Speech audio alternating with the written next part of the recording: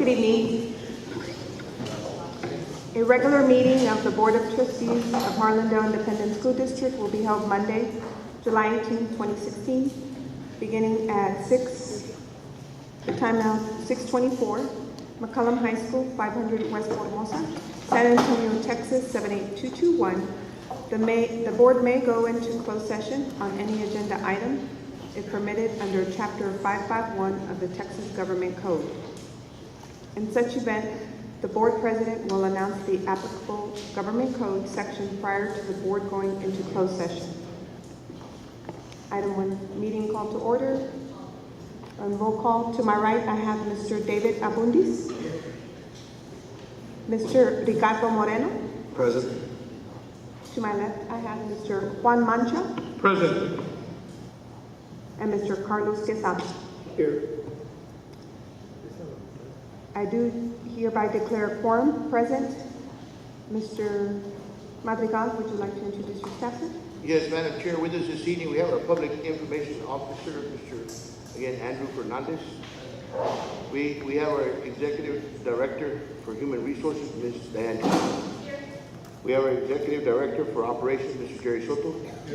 And we have our Assistant Superintendent for Business and Finance, Mr. Ricardo Hernandez.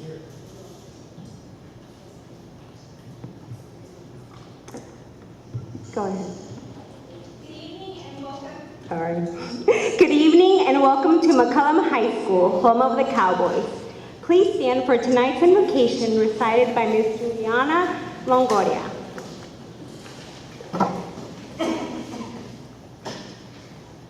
Almighty God, our Father, we ask that you bless our leaders. We pray that you put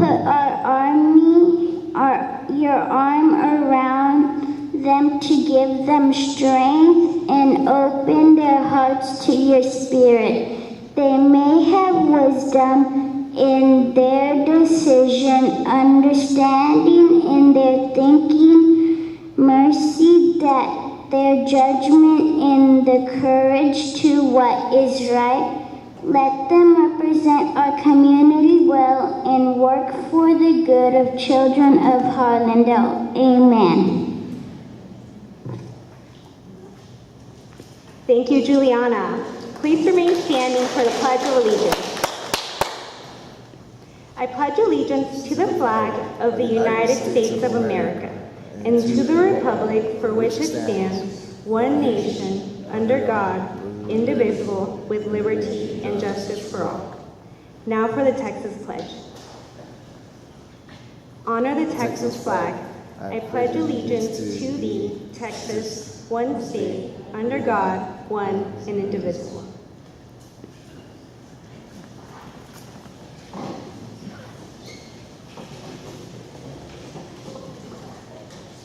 For announcements. Our latest marketing campaign is currently on display, and it features our Harlandale students wearing college shirts. We really want to get the word out about our Harlandale Education Foundation scholarship that all students can receive. The top billboard is on I-35 in Southwest Military, and the second billboard is on Southeast Military and Flores, so keep an eye out for those. And the City of San Antonio is currently hosting an open house display of the proposed comprehensive land use related to the World Heritage Area. The display will be available through July 27th at the Central Library, McCrellis Library, Mission Library, Pan American Library, the Stinson Airport, and Fire Station 7. Back to school registration will begin August 1st at the students' home campus. Parents can stop by from 8:30 to 11:30 and from 1 to 3 p.m. And the first day of school is August 22nd. And registration won't be available on August 15th or the 16th.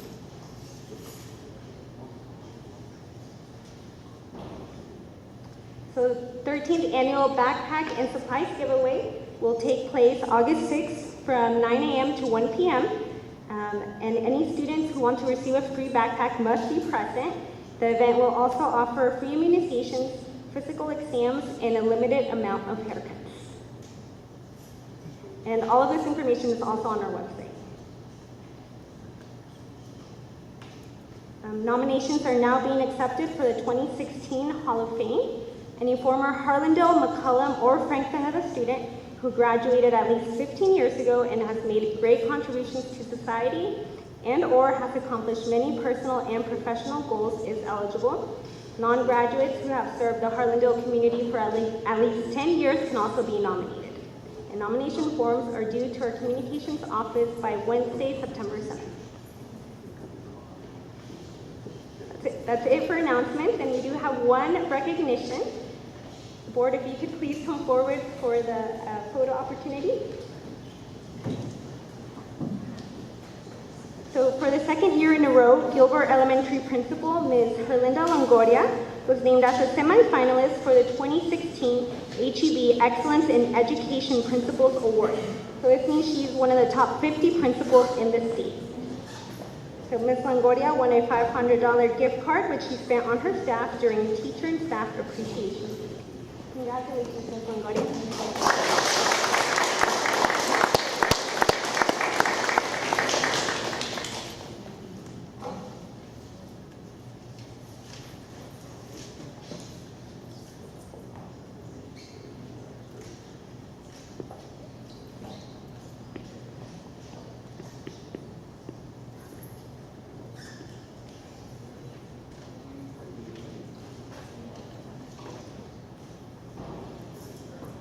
Thank you, Board. This concludes our recognitions.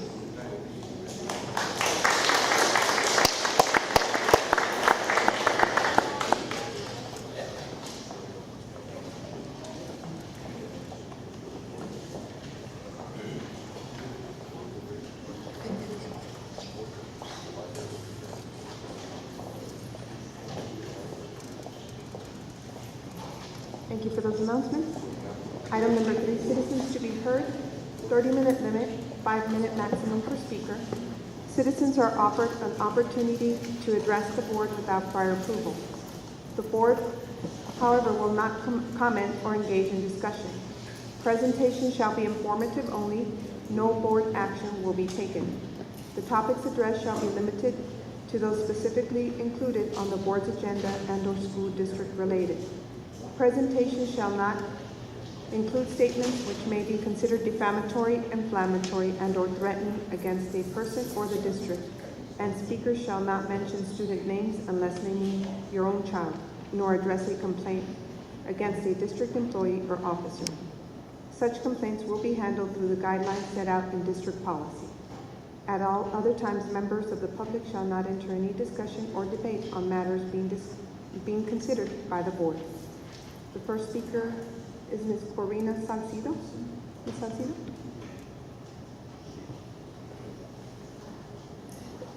Madam President?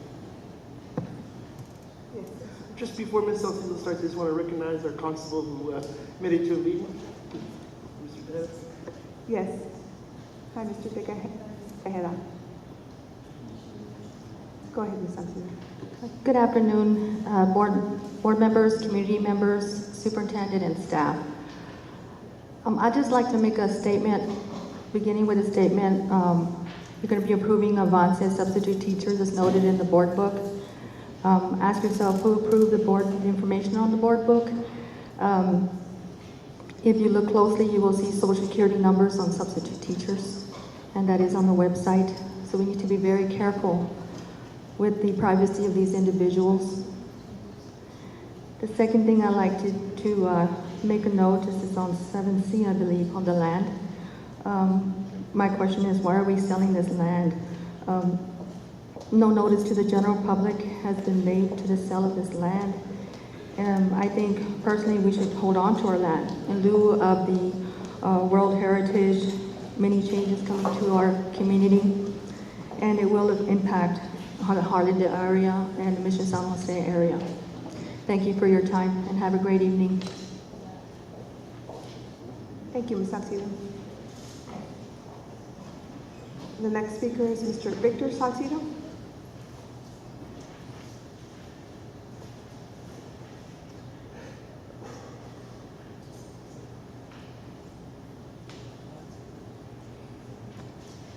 Good evening, board members, Mr. Superintendent, Mr. Mardial. Well, today, I guess I'm here with a happy face. You know why? Because our community came together this weekend. Honestly, if y'all should have gone to Harlandale High School, even to McCullough, these basketball games that were going on, wow. You know, that's showing our community as a family, because it all turned out to be great. They all enjoyed themselves, and the facilities were there for them. They felt welcome, and honestly, when they were walking through there, some of them, especially, I talked to a gentleman there, 1976, I think it was, and he was like, look at these memories, look at this gym, look what they did, what happened to our old parking lot that now is a science center back there. That's something proud as an Indian to hear that, people from back then still come and support our, even though they don't live here, some of them, but they still said, once an Indian, always an Indian, and I wish I could have seen some of your board members there, at least just supporting them or, but honestly, it's good for me to come out here and talk about our community. So, thank y'all. Thank you, Mr. Sanchez.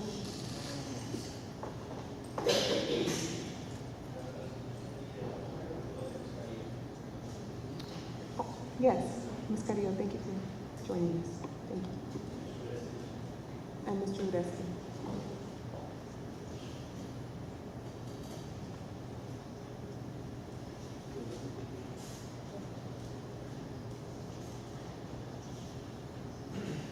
Item number 4, information and discussion. Item 8, curriculum committee report. Mr. Abundis.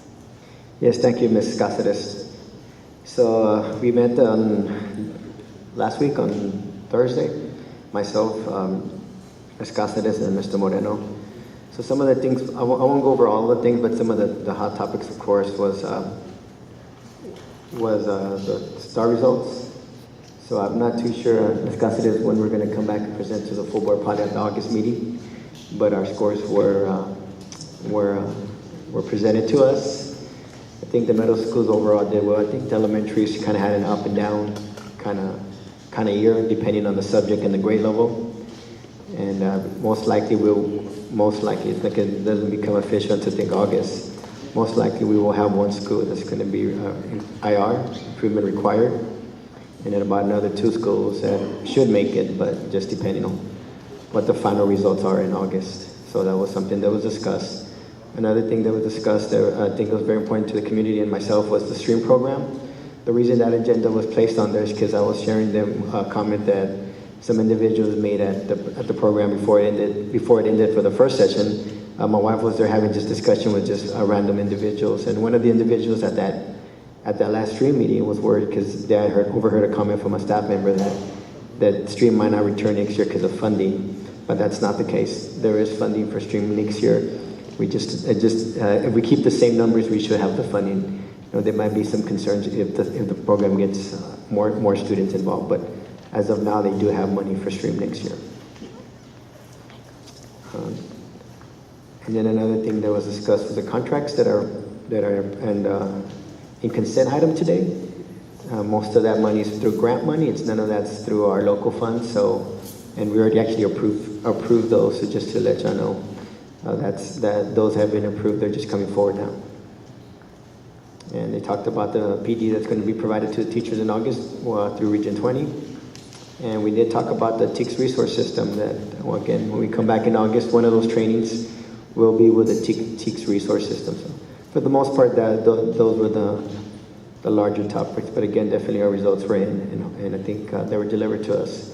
And if you have any question, you can just let one of the curriculum committee members, because I think at the next meeting, we're going to go a little bit more in depth with the results, and they should have more final results for us. And Mrs. Chair, that is my report for the curriculum committee. Thank you, Mr. Abundis. Madam Chair, Yes, Mr. what Udesky. was those graduation speeches about? That was another item that I placed on there. I can share it. I don't think it's anything. Mr. Abundis, what it was, if you recall? No, can I share out? I mean, I know. Yes, it was. Can I share out? There, so we can discuss it. What it was, I placed that item on there because I won't say which school, but one of the valedictorian or salutatorian this past year, one of my teachers at my campus helped their not write it, but just proofread the speech for her. And when she submitted it to the vice principal at that campus, that individual kind of sent it back to her, saying that it doesn't meet certain criteria. So that's what I wanted to know. So they send us what, really there is no criteria, just making sure it's written well and it's clean.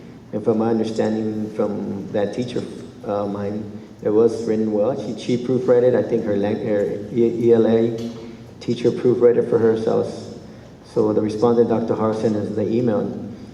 It's not what Mr. Moreno suggested, what other school districts do, which has like points that you have to talk about.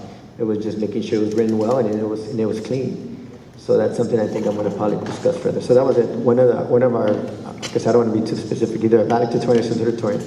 When that individual turned in their speech, the VP that handles that sent it back to that individual saying, no, you need to rewrite it. And I thought that was kind of, I guess, unfair. I wanted to see what the procedure, what the protocol was. And basically, the protocol is you turn it in like a week before. They check it for spelling and make sure it's a clean essay, if it's appropriate. And but like I said, like my teacher said, she was kind of surprised that it was kicked back. So that's why that was placed on there. And that was, and the response that staff gave us is they get a week. They submitted a week before and then they send it back just for, like I said, just to make sure it's clean and to make sure it's proofread. So if that's the case, then I'm still kind of, I guess I don't have an answer to my question yet. That's something we can bring up at the next curriculum committee meeting. Yes, Mr. Madrigal?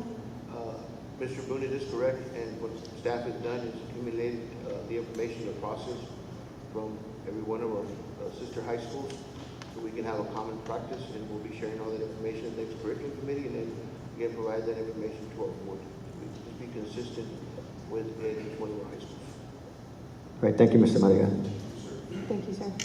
And one thing I did want to mention is that at the curriculum committee, I think that me, Mr. Bundiza, and Mr. Moreno were all on the same page about the concerns that we did have about the two IR schools, or two elementary schools that may be IR schools, which are Adams and Stonewall Flanders.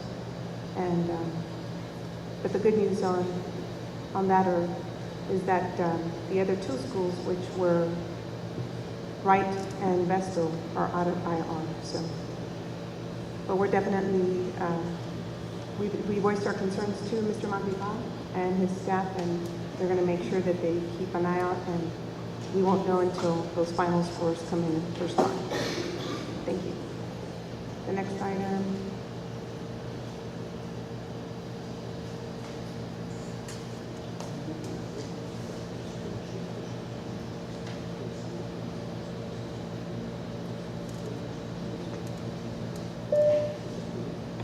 Is item B, report gifts accepted on behalf of the school board. The board for policy CDC local. Yes, Madam Chair, we have a gifts report summary for July of 2016. We have the Fine Arts Department, again, from the Bexar County Arts and Cultural Funds for art supplies for $86.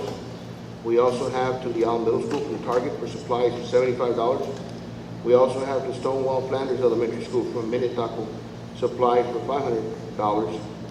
We also have to the McCullum High School, which is a non-monetary donation, but McCullum High School Auto Tech Legend Mazda dealership, again, donated a 2008 smart car, again, for the classroom and for instruction, at a value of $2,000, for a total of $2,661 of gifts to report for July 2016. Thank you, Mr. Madrigal. Item number 5, Madam Chair, consent items. Yes, Mr. I Odesi. move to approve item A through D of item 5. Okay, I have a motion. Mr. Odesi made a motion to approve items A through D, and Mrs. Carrillo made a second. Discussion? Okay, all those in favor? All those against? Motion passes.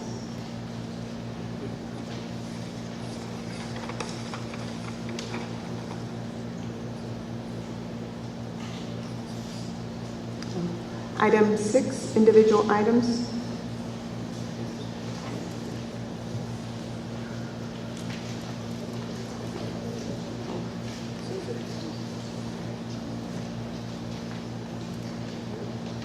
A, the board will discuss and consider approval of solicitation for a request for qualifications to perform an external annual financial auditing services. This item was an item that I requested be placed on the agenda.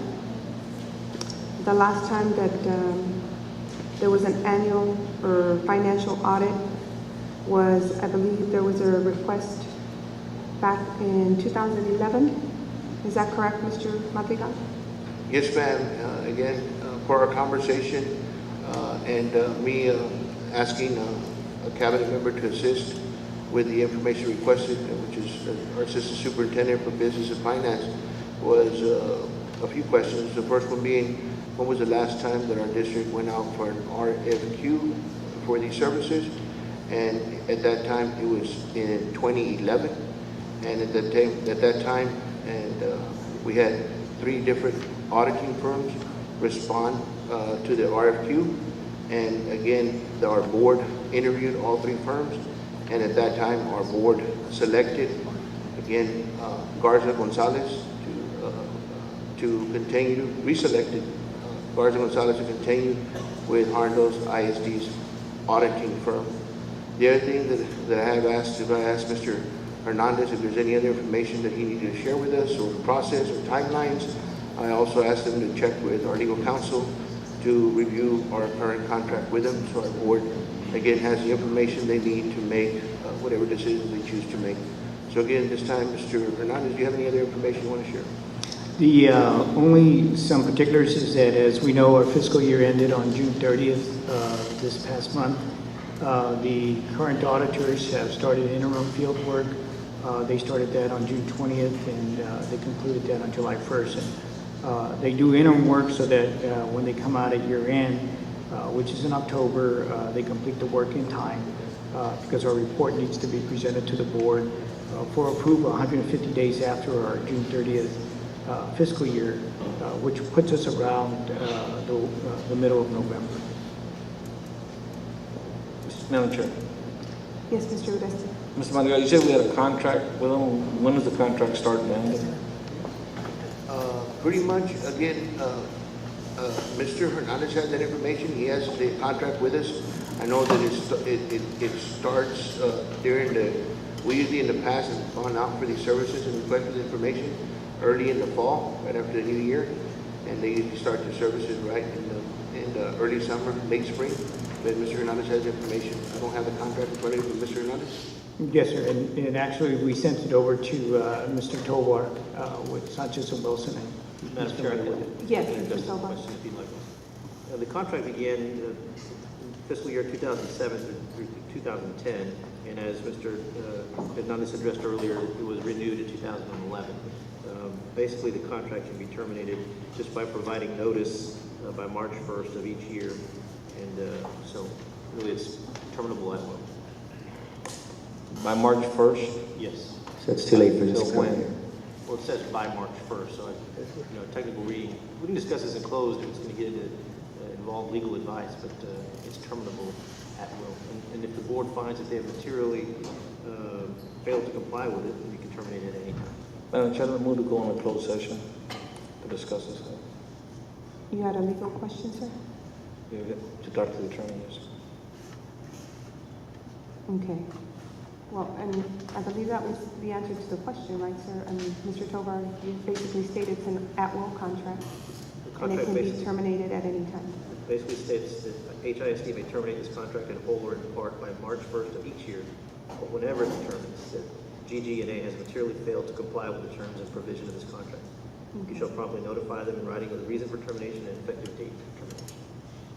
And just so there's clarification, it's not that they've done anything wrong, or there's a reason that we're going out for this. The reason that we are, or I requested this RFQ is because I believe that it's the fair thing to do when we go out for a contract on any vendor, and especially right now that we just ended the fiscal year. So I believe that it should be the same across the board for any vendor, and then from my understanding is Garza and Gonzalez has been with the district for quite a while, for about 25 years now, sir? Is that correct? Okay. And, you know, they've done a great job to this point, and I'm not saying there's anything wrong with what they're doing, but we just want to make sure that we're doing it the same all the way across the board. So that was my reason. Can I second Mr. Oreste, because I do have a legal question. Okay. Yeah, that's what I'm asking. So we have a motion to go into closed session and a second by Mr. Abundis. And all those in favor? All those against? So I need to read the applicable, do I need to read? I need to read the, Are you going to go to executive session now, or did you want to? Okay.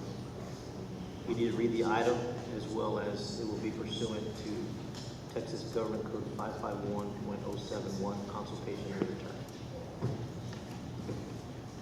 okay. So which item? I would read the item 6A. Basically saying the board will now go into executive session to consider item 6A. Okay. So the board will now go into closed session to discuss item 6A. Pursuant to Pursuant to Texas Government Code TGC 551.071. 1, consultation with attorney, Consultation with attorney. and the time is now. The time is now 6:50. Thank you.